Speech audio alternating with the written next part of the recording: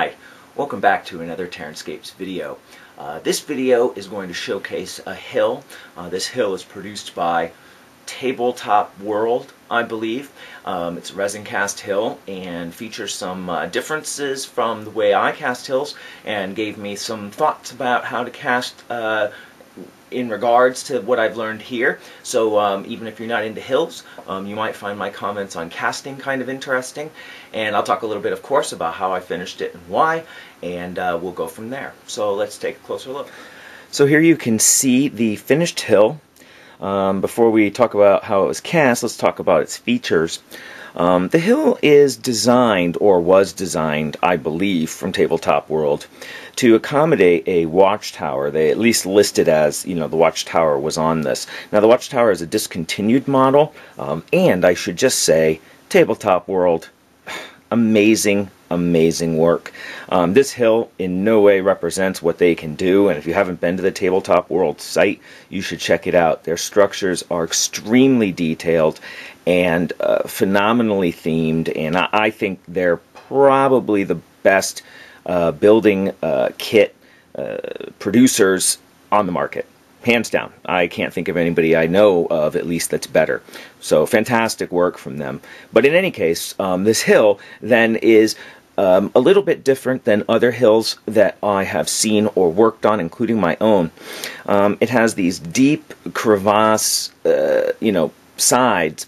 And if you notice, and we'll come in for a closer look in a second, but if you notice just from a distance, they're relatively soft surfaces. They're a lot of rounded, not a lot of detail, pucks in it. And so that makes painting it a little bit of a challenge.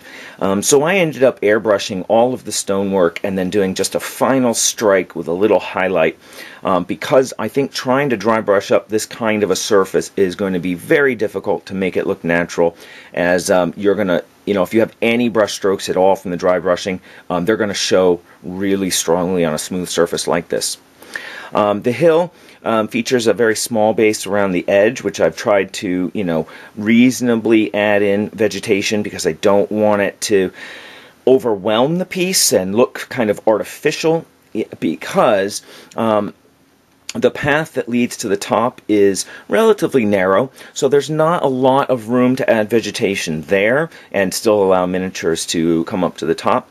And the customer that I am doing this for does have the watchtower, and I'm sure he's going to be planning on putting it up here, so that also restricts how much vegetation I can put up on the top. So I wanted to maintain some kind of a level of balance with the piece, and so didn't go too heavily along the bottom.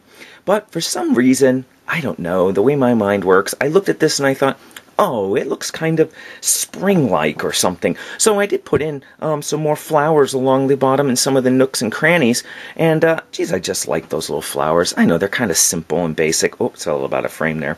But we'll look closer. But in any case, it gives you a chance to see how they are at a little bit of a distance. And they're just a fun little piece to add in. I'm going to try and get some more colors, actually. But anyway, so that gives you my overall impression of the hill, and we should take a closer look at some of the surfaces. I'll talk a little bit more how I painted it. So painting the stone presented its own challenge. What I basically did, don't fall off my turntable, is I gave it a fairly dark coat to try to create some shading in some of these areas. And then I began successively painting it at higher and higher angles with brighter and brighter colors. And I think the gradation on it is not quite as strong as I had hoped, but it gives it a very uniform look that I kind of like. So let me see here, if I turn the camera, we can get a side view of this as it rotates. So you can see along the side how I've left some of these crevice areas a little bit darker, depending on their size and the angle that I hit them at. Excuse me, I'm a little phlegmy today. But I think it was a pretty nice effect and gave them, I think, at least for me and my abilities, probably the best effect I could achieve on this kind of a surface. As I said, it's fairly unusual. Couple comments about the quality of the cast. It's really very, very good. In fact, You can see here that there is a little stump, and look at the detail on that stump. It's just great, you know, really nice little pattern in there. Some clefts in it that are, you know, bubble free. Sometimes you'll get a bubble in the mold, and then you'll get a little bump out, you know, in those kinds of areas.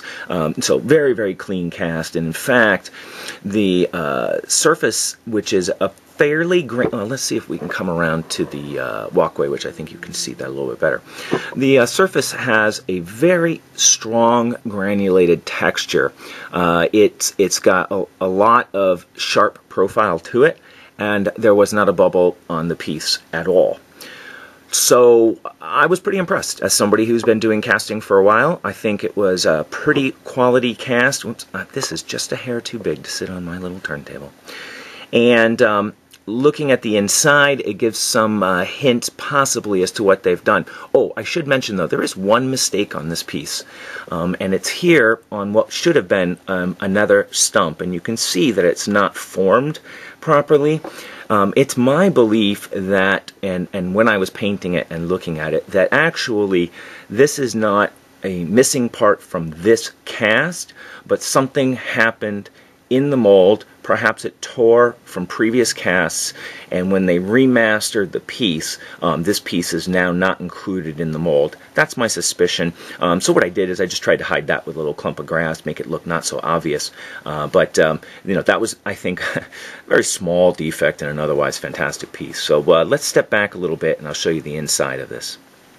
So taking a look at the inside of the of the cast. Wait a minute, I should step back just a little bit. There we go. Let's pan up just a little bit there. It is a hollow cast, which makes me think it may have been pressure cast with a insert inside of it to create the void in the middle. This is not an uncommon way to cast. I have not been doing that lately. I may start.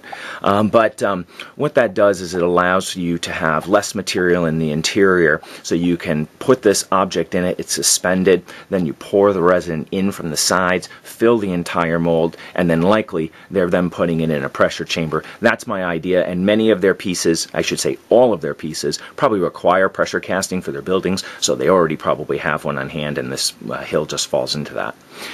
There are a couple interesting things about the cast, however, that I did notice, which is kind of noteworthy if anybody's interested in trying this. You can see these areas here that look like there are, I don't know, well, at first I wasn't sure, maybe sculpted, something like that. There's a couple more. You can see it along here. You can see it along here. And it took me quite a while to figure out what I think those are about. It's my suspicion that the insert here was too big and rested too close to these areas. And so that produced an overly thin wall at these joins. And so what they did is they went into the insert itself, shaved off pieces with a knife, and those shave marks are now preserved in the internal cast. So that's what I think is going on here, because there are a few spots in the mold, or in the piece, I can't stop saying mold, maybe because it looks like a mold, that are actually very thin. Now these are not going to really be structural problems, but you can see even here where some of that painting is, you know, almost coming through very, very thin areas, and somewhere here there was an actual very, very small hole. Maybe it's this one here? I don't know. Maybe that's some of the glue I used to seal it. I can't remember. There's a very, very tiny hole. Anyway, it's very small. And in fact, when you look at where the hole would have been, it's in that little deep pit right in there. Not a big deal, but you know, another hint about, we're just talking about casting at this point. So I think the piece that fits in is a little tight. Maybe they aren't centering it properly sometimes, and that's producing thin edges that they've had to fix after the fact. And then there are these little spots in here which appear to be poured in resin after the cast, right? They just dripped a little bit in there, and so I suspect these are also areas that are a little thin and that they're just filling after the fact. In fact, let's take a look at this one here. Well, maybe That would be about here on the model. There is that little rock there. Maybe that's part of the problem. What about this one right here? Let's see if we flip it over. That is going to be, oh, interesting. There's this little spot right here, and there's this little spot right here. See how those are indents? Those probably then produced too much height here, if you will. They're sticking into the mold so that when the piece is placed in here, it's producing a very, very thin spot there, and they just dabbed a little bit of resin into that spot. So anyway, it was a very interesting piece to look at in terms of course, you know me, I'm like, hey, how'd they do that?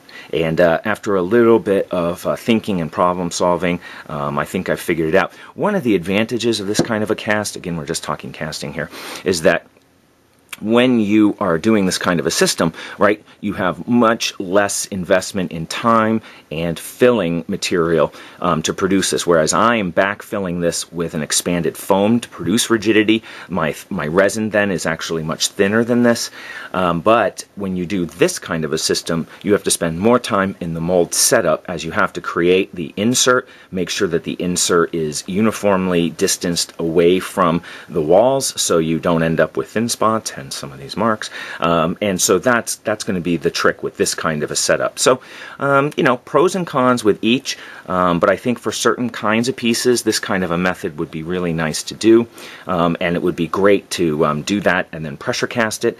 Unfortunately, actually, I've started looking into pressure casters, and getting a caster big enough to fit, well, my hills, you know, they're over 12 inches long, and that's a big piece to fit into chambers. They get crazy expensive for a big piece like that. So it's something that's not really available to me, because if I can't do everything in it, it's too expensive to do just a few things in. So in any case, I ramble, I digress, but it's kind of fun to look at the technical aspects of somebody else's work. So that gives you an overview of the hill and some of its features, including how I finished it, as well as its construction. So that gives you a look at the Tabletop World hill, and that is what they call it, a hill, but they don't do many pieces like that. And I should mention, I forgot to include it when we were in the close-up, is that I did give the stone surfaces a wash with a weathering powder. I used a brown that was fairly close to the soil color on the rest of the piece, and because the stones are so smooth, they tend to not collect that powder in a lot of areas. But if you go back and take a look at it up close, you will see little patches of brown where some of the little cracks, some of the little nooks picked up a little bit of that powder. And well, looking at it up close, you almost think it doesn't impart very much of an effect. When I step back and look at it, it does give it a little bit of a cast that I think makes it look a little bit deeper, a little bit more rich. So just as a kind of heads up on the way I finished it and how these kinds of subtle effects can bring together an overall look for a piece. So if you have any questions or comments on this piece, of course you can always feel free to leave them down below. I will get to answering questions as soon as I can, but as I've said before, there will be probably a little delay, so hopefully you'll be patient for me. And this will probably wrap up my crazy crush of videos for a little while. I need to basically give up a week of my life in all aspects and start working on that cliff project full-time for a little while. So if you are visiting this video and you're a customer who has an outstanding order, please be forgiving for the delay, as I'm as overwhelmed as I've ever been. So part of that is me trying to increase the quality of my video and the interaction with the YouTube community, and also the detail that I'm putting into pieces now. Everything is slowing down, so lots of things are backing up. So if you can be patient with me, I promise that when you get your order in the mail, it will be the highest quality that I can possibly produce. So that's it. I will be back fairly soon, no doubt, because I can't help but record something that I'm working on. So if you'll be willing to come back to the channel a little bit in the future, I'm sure you'll see that I'll have another video up. And thanks once again for watching.